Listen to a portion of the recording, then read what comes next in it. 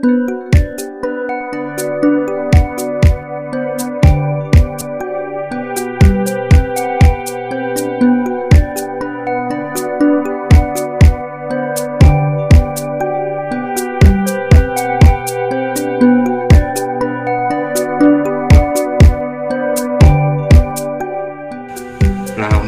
sira yen geguru kaki amilya manungsa kang nyata ingkang becik martabate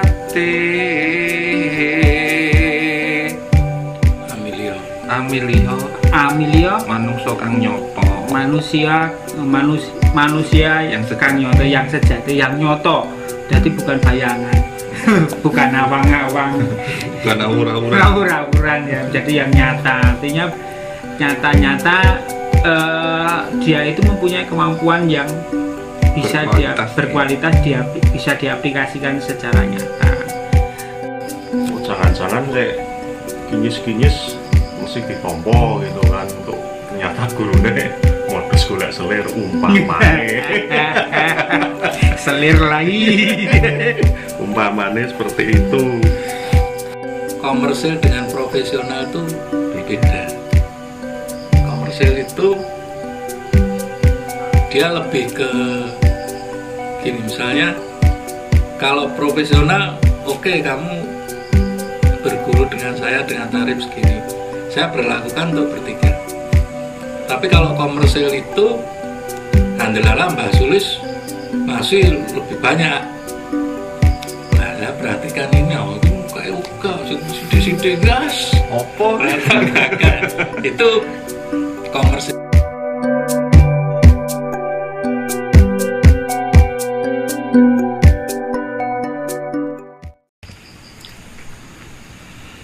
Lamun sira yen geguru kaki amilya manungsa kang nyata ingkang becik martabate sarta kang ruh ing hukum kang ibadah lan kang wirangi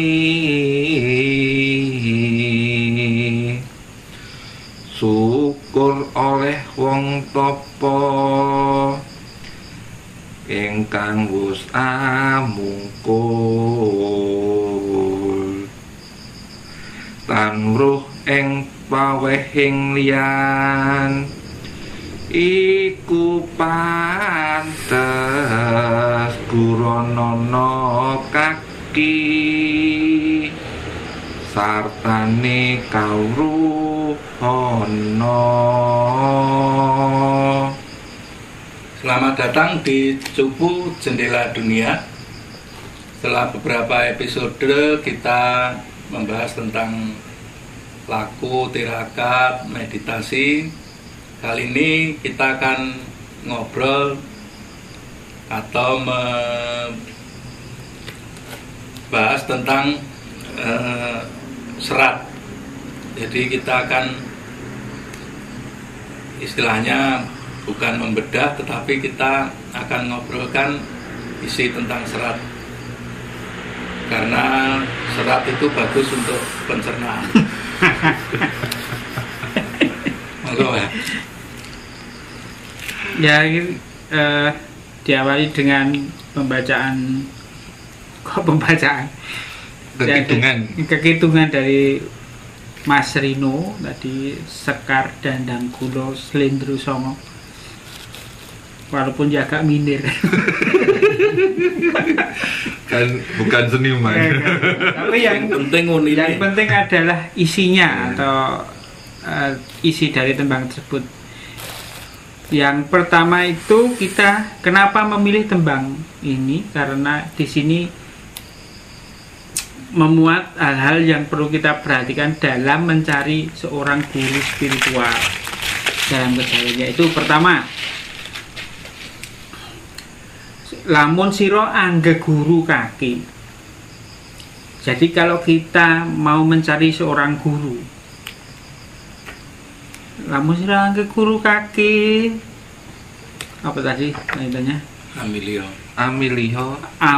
manungsa kang nyoto. Manusia yang kang nyoto, yang sejati, yang nyoto. Jadi bukan bayangan. Bukan awang-awang, bukan aura-auran ya. Jadi yang nyata, artinya nyata-nyata dia itu mempunyai kemampuan yang bisa berkualitas, bisa diaplikasikan secara nyata. Kemudian lanjutnya ingkang becik martabate. Nah, walaupun itu bisa diterapkan, tapi yang lebih utama lagi adalah bermartabat yang baik, mempunyai martabat, mempunyai sikap hidup yang baik, mempunyai apa, integritas yang terjamin. Lanjutnya sarta weruh ing hukum. Nah, itu juga masih berlanjut. Weruh ing hukum artinya dia tidak melanggar hukum, begitu. Terus kang ibadah lan kang wirangi. Nah, dia memahami akan arti ibadah itu untuk dirinya sendiri dan untuk masyarakat banyak. Nah, selanjutnya syukur oleh wong topo ingkang wus amungkul. Nah, di sini juga ditekankan syukur oleh wong topo, artinya pengetahuan akan spiritual, akan ilmunya itu disertai dengan laku tirakat yang baik yang membawa dia ke arah menep atau anda pasor itu. Mungkul itu artinya tidak jumawa, sombong, menganggap dirinya paling benar. Itu sangat tidak sesuai dengan ajaran Kejawa. Jadi semakin dia itu mungkul, merasa rendah hati dan tidak jumawa, itu yang seyogyanya paling dicari. Selanjutnya itu kayaknya penting nih selanjutnya. Tan mikir pawehing lian. Ya, jadi dia tidak berpikir untuk menerima pemberian orang lain, artinya menerima bantuan. Makanya kalau zaman dulu ya, zaman dulu Simbah-simbah itu berkata kalau memilih seorang guru itu, pertama itu harus sesuai hukum, kedua tidak cacat, yang ketiga tidak miskin. Kenapa tidak miskin? Ya supaya tidak mengharapkan pemberian orang lain itu, tidak mengharapkan imbalan gitu. Atau mencari nafkah lewat itu. Gitu. Nah, yang berikutnya iku pantes sira guronono kaki. Terus kemudian yang terakhir sartane kawruhana. Ya. Kalau memenuhi syarat hal-hal tersebut itu sudah pantas memenuhi kriteria sebagai seorang guru. Maka di Jawa dia guronono sartane kawruhana. Kawruh itu artinya timbal ilmunya itu ditimba itu loh. Ibarat seorang sumur gitu, kita menimba dari situ. Dari kawruhana itu untuk mengerti ilmunya, segala ilmunya. Begitu Mas Agung. Ya, sebelum membahas lebih lanjut, kita harus ulas dulu ini sebetulnya dari serat apa, pengarangnya siapa gitu. Mungkin Kang Tono bisa bantu nih. Wah, nah itu nggak tahu nih Mas Rino. Mas Rino yang ini diambil dari Serat Dendang Gula dari podo keempat Ulang Reh itu ciptaan dari Sinuwun Pakubono nggih. Nggih.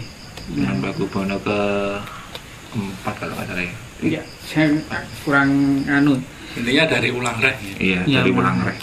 Itu kan kenapa kita membahas serat-serat ini, karena ini masih berkaitan dengan tadi semedi, meditasi ataupun olah spiritual itu sebenarnya sudah diulas sekisi-kisinya itu oleh pendahulu kita, oleh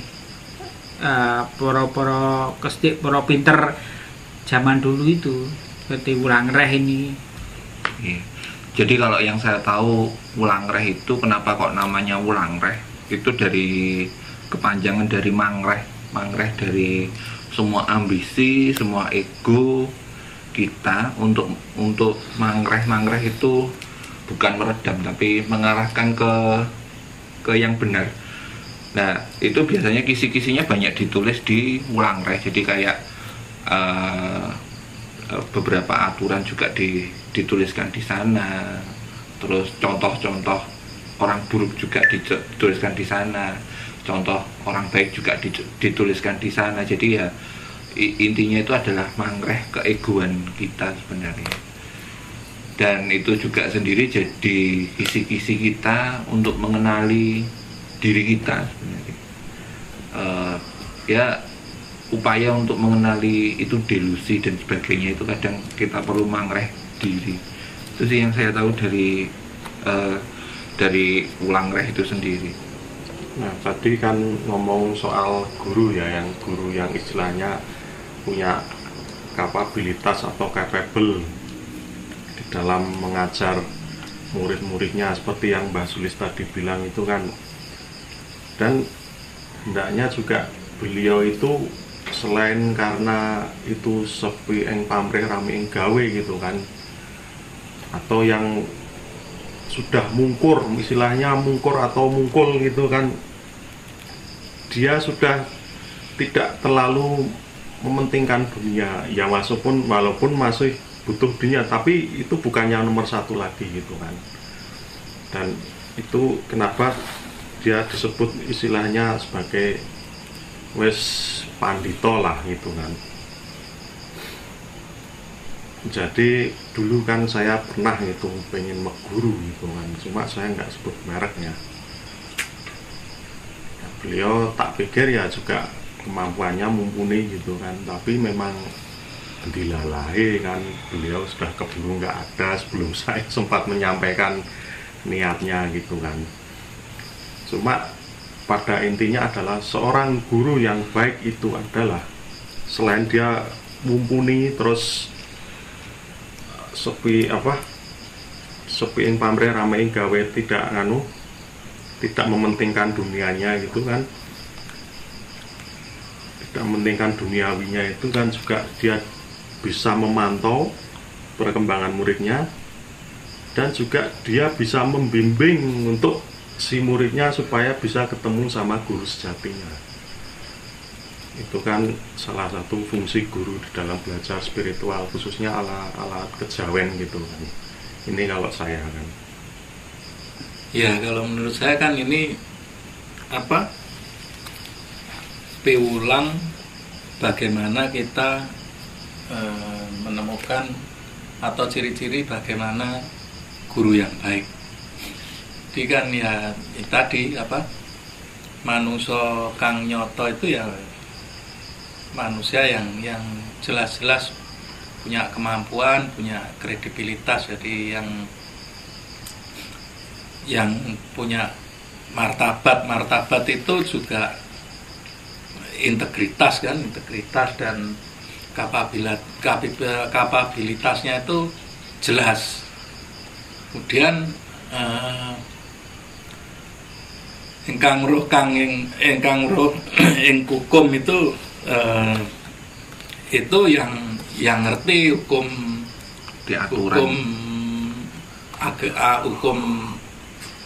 spiritual dan hukum manusia, jadi hukum Tuhan dan hukum manusia. Jadi artinya dia juga sudah mengerti tentang lorone ngatunggil, jadi spiritualnya sudah jelas dan hubungannya dengan manusia itu juga jelas, jadi juga rasa welas asih, jujur dan sebagainya.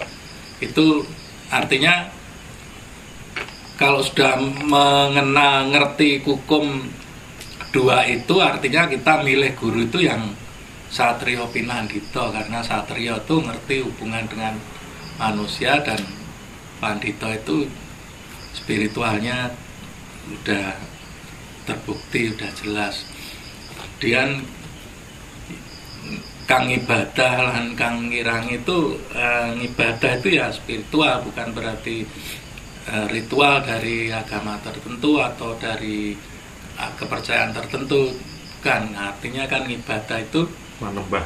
Iya, manembah, dan ibadah itu kan juga laku, bahasa Jawanya kan laku, artinya bukan semata-mata ritual tapi juga hubungan dengan manusia, karena disebut itu kan yang ngirangi juga, yang mirangi itu kan mengurangi atau sudah mengendalikan hawa nafsu. Nah, becik oleh Kang Topo itu kan ya artinya orang yang spiritualnya lebih mumpuni, itu lebih baik kita pilih yang sudah mungkul, yang sudah ya ibarat ilmu padi kan semakin berisi semakin menunduk, itu udah semakin mungkul. Nah, kemudian tan mikiring paweng liyan itu artinya ya tidak mengkomersilkan. Jadi paweh itu bisa jadi pemberian kan macam-macam kan, bisa itu uang atau barang atau mungkin pujian dan sebagainya kan. Nah, itu guru yang baik itu sudah nggak mikir ke situ, karena apa, dia prinsipnya kan sudah amungkul tadi, sudah mulai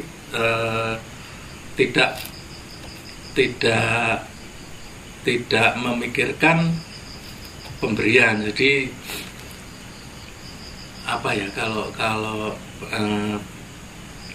artinya bukan berarti kita itu cari yang gratis, yang nggak bayar, itu juga bukan, karena kan sifat guru murid itu sebetulnya bukan diukur dari bayar atau tidak, tapi lebih kita ke hubungan pribadi antara guru dan muridnya.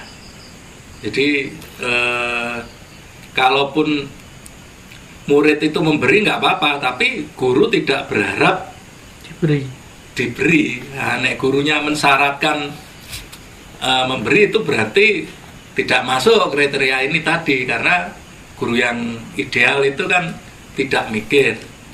Kudune muridnya yang mikir. Ya, bukan ya, karena kan masuk sini biaya pendaftaran sekian itu. Ya, itu beda. Beda. Itu kan itu, terus muridnya wah, karena ada ini guru yang baik tuh nggak mikir pemberian, aku pokoknya gak bayar. Gue nek itu ya ndak, karena kewajiban murid itu juga ngabekti ke gurunya. Kalau dulu itu istilahnya di episode dulu kan pernah kita bahas bahwa murid itu yang baik itu kan nyantri. Nyantri itu ya mencukupi kebutuhannya guru nih, maksudnya ya mencukupi itu kan dengan tenaga bisa, dengan ya kalau punya biaya ya karena kalau dulu di apa berguru zaman dulu itu kan apa yang namanya padepokan itu kan ini apa ki agengnya atau gurunya itu nanti ada santri, ada muridnya lah. Ini muridnya ini kan yang nyukupi, ada yang bercocok tanam, ada yang berternak, itu untuk kehidupan padepokan itu kan ya. Jadi kalau nggak gitu ya mesake gurunya ora entuk aneh. Kalau punya kerjaan sendiri, punya bisnis sendiri ya nanti kan ya itu nggak pasti ya, tapi artinya sampai bisa saja dia punya punya berhasil di artinya dalam kehidupan dunia ya, dengan bisnis yang bagus dan dia bisa mukul ya bisa saja.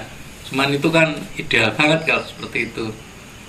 Ya. Nah, becik oleh wong topo itu tadi ya yang selalu menjaga spiritualnya. Kan? Yeah.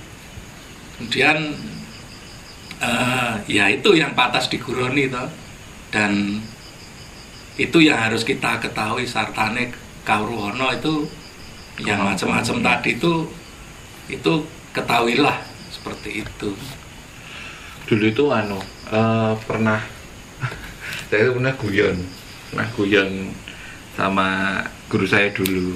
Jadi kan saya tanya, Pak, manungsa kang nyoto atau manusia yang nyata itu gimana toh? Jawaban guru saya itu sederhana. Ya menungso sing nyoto ya menungso sing duayang-ayang. Artinya itu ya antara perbuatan dan antara omongan dan tingkah lakunya sama. Jadi omongan itu kan orangnya, ayang-ayang ini kan harusnya kan tetap ngikut. Nah, itu katanya guru saya. Jadi ya wis golek ana menungso sing ana ayang-ayange wis menungso. Makanya kan guru saya nek guyon gini, oh itu demit ya menungso ra duwe ayang-ayang.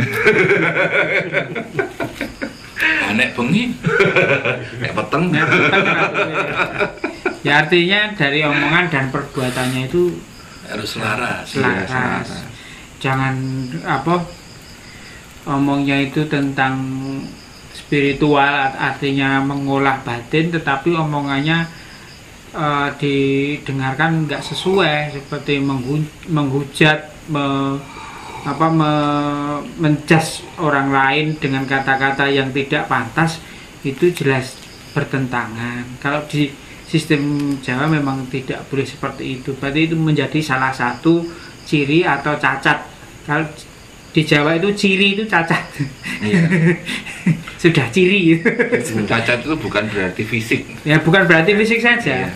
Tapi juga fisik bisa. Iya. Tapi bukan berarti fisik saja. Iya. Terus ya tidak mengharapkan pemberian orang itu berarti bukan apa-apa dicukupi oleh gurunya, tidak. Tetapi contohnya begini, saya berguru pada dicukupi muridnya. Berguru pada Mas Agung itu ya, saya itu kan senangnya ngeteh atau ngopi atau apa ya, saya bawa teh, bawa kopi lah. Paling tidak untuk minum kan saya minum punya saya sendiri. Tidak merepotkan gurunya. Itulah. Jadi gurunya tidak menerima gula teh apa. Iya, tapi kan saya minum teh, jadi saya bawa untuk minum saya sendiri. Ya seperti itulah contohnya. Memang ada, kalau zaman dulu itu kalau berguru memang ada sarananya ya, seperti buat tumpeng, buat nasi gurih, buat ingkung dan sebagainya itu ya. Itu kan ada syaratnya. Nah itu sebaiknya memang diperoleh dari keringat yang berguru. Ya, dari muridnya. Dari muridnya. Itu bukan berarti ya sang guru itu minta, itu tidak. Biasanya kalau kita memang nggak punya, biasanya gurunya ya nanti dibuatkan gurunya nggak apa-apa, dan gurunya sih memang nggak minta apa-apa. Biasanya ya sudah tak cukupi dari sini wae ya. Jangan sampai untuk mencukupi itu diperoleh dari hal-hal yang kurang tepat. Seperti dulu ada yang berguru itu untuk memenuhi syarat-syarat tersebut diperoleh dengan cara mencuri. Nah itu jadinya itu walah balang kabut. Wah, gurunya apa muridnya yang memperoleh itu? Muridnya. Oh. Jadi kan sebelum masuk ke tahap pertama itu kan disyaratkan pakai itu gawe tumpeng terus itu ya, dia itu kan pakai uang. Lah uangnya diperoleh dari mencuri. Terus disetorkan tinggal buat itu. Jadinya kurang kalang kabut itu. Muridnya udah nggak bisa ditarik lagi, diangkat begitu judi lagi. Salah terus nggak bisa. Ternyata ya itu uangnya uang yang kurang tepat. Itu juga tidak baik hasilnya. Dalam olah spiritual apapun nanti bentuknya.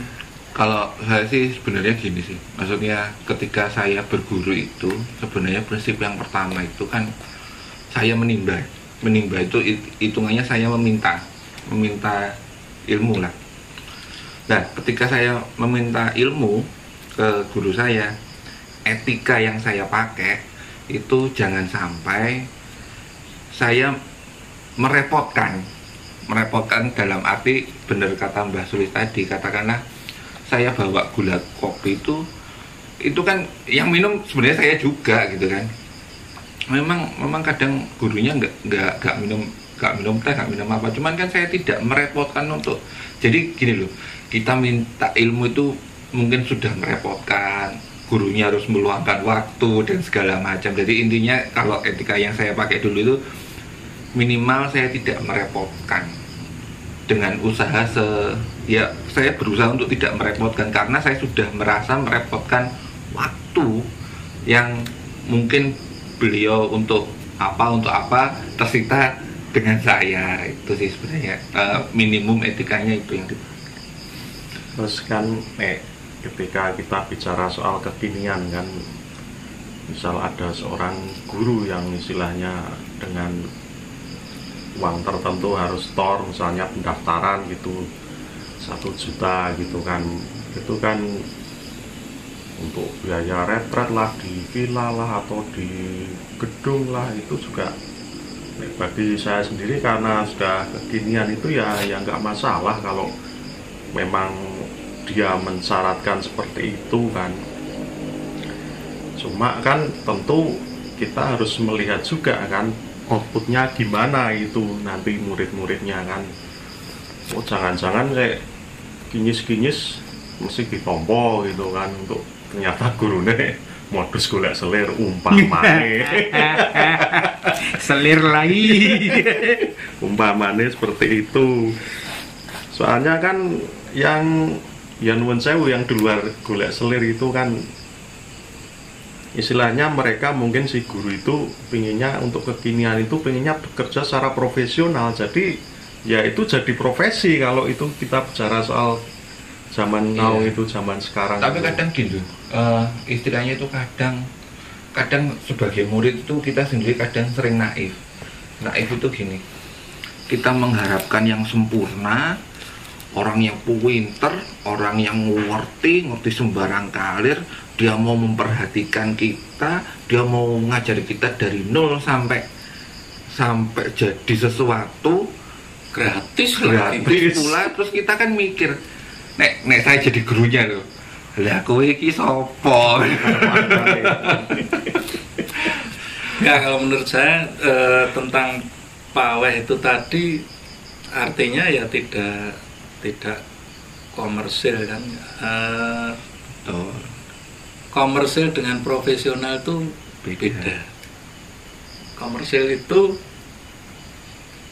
dia lebih ke gini, misalnya kalau profesional, oke, kamu berguru dengan saya dengan tarif segini, saya berlakukan untuk bertiga.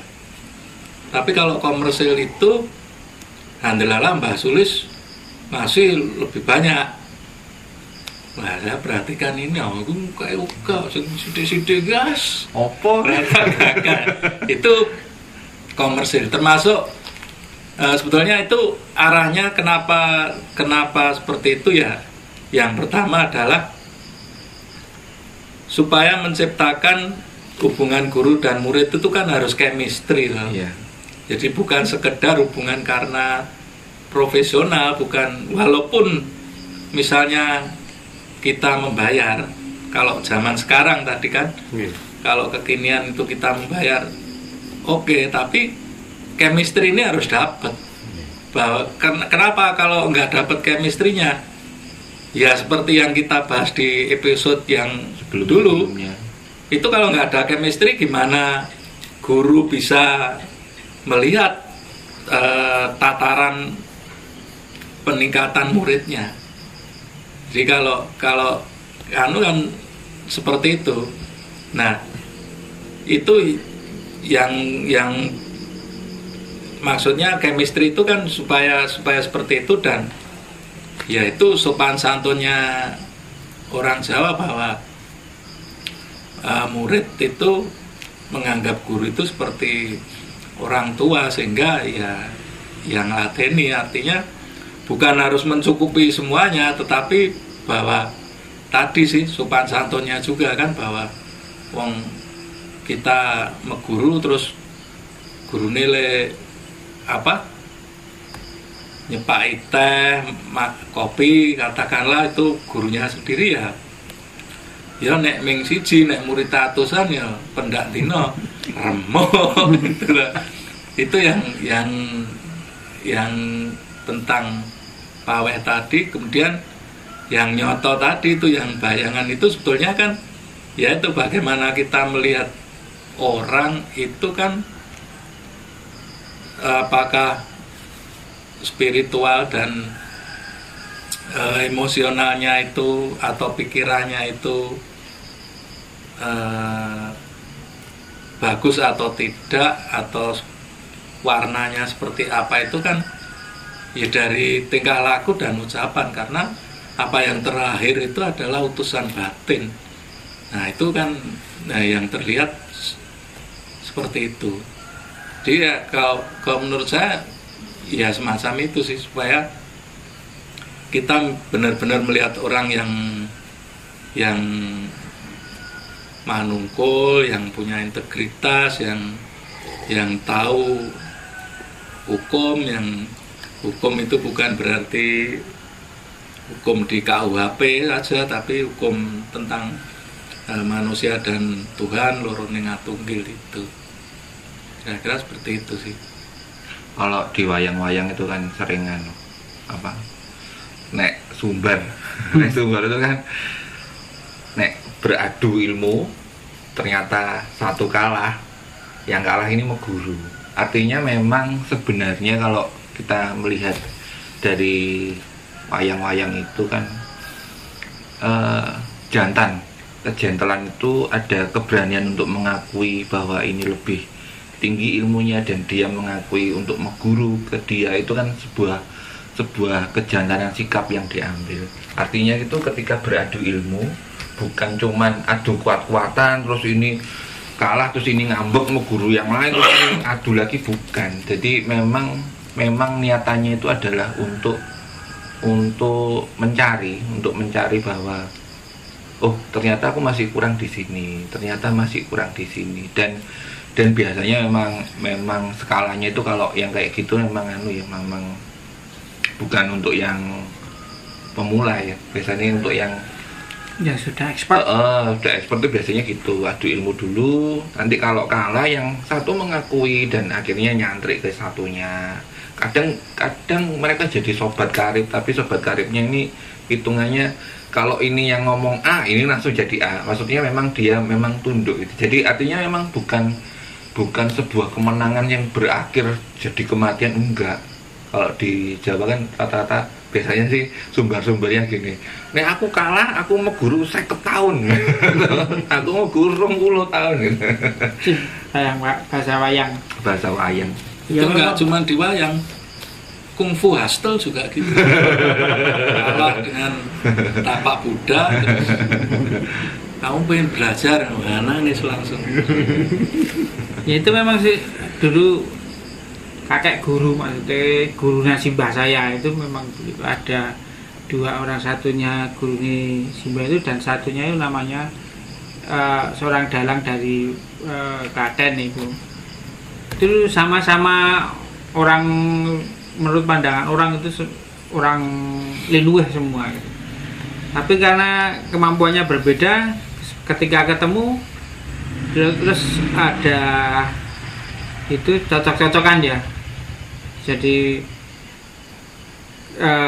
karena sama-sama ilmunya sudah tinggi ya, belajar si A dan si B ini ya, si A berguru ke si B, setelah selesai si B berguru ke A. Ini untuk saling melengkapi, karena yang satu kadewatan, yang satu itu aliran lain itu. Jadi tidak mesti saling berat,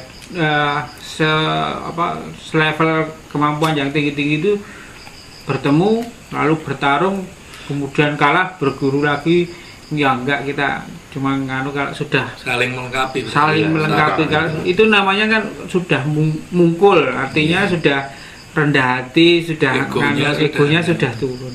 Kalau masih ego masih berkobar-kobar dan wah si B itu urus selek, nah itu berarti kalau bisa aja kan. Itu khususnya di ajaran kejawen tuh ya. Iya. Jadi ya memang kan kadang itu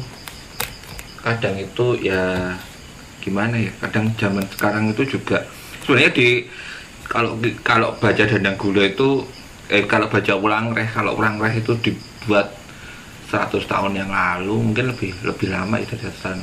Kasus-kasus yang terjadi itu sampai sekarang itu masih aktual. Artinya ya dari zaman dulu sampai sekarang, mungkin sampai masa depan itu kejadian itu ya terulang-ulang lagi gitu. Artinya ya di sini kan sebenarnya nggak cuma tentang guru aja, maksudnya jadi murid juga diulas, tapi mungkin di next episode maksudnya kelakuan jadi murid itu harusnya gimana sih gitu. Nah kadang kan ya itu kita itu kadang-kadang naif, baik sebagai muridnya, baik sebagai gurunya. Nek wis mate guru ya lu sembarang-barang tadi.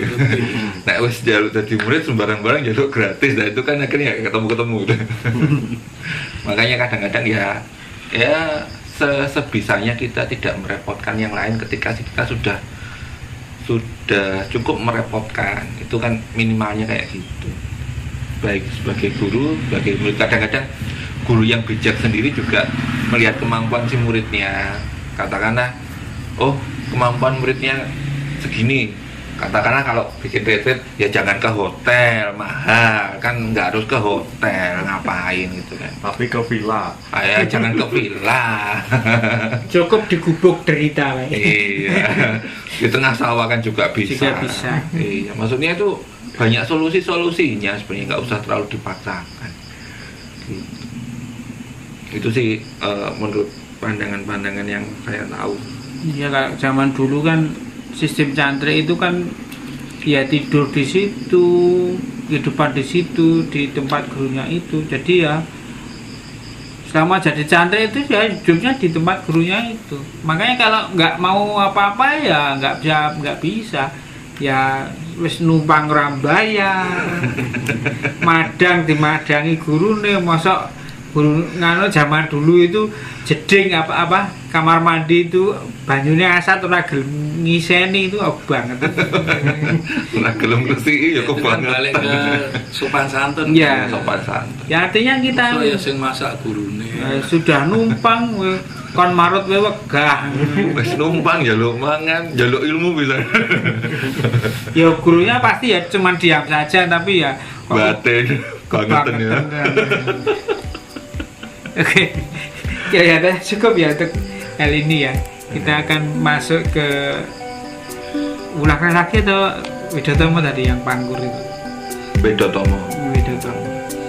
Kita ke Tembang Pangkur yang lebih mengenal untuk spiritual lagi. Itu kan kita memilih tadi Dandang Gula itu untuk memilih guru. Sekarang yang lebih intinya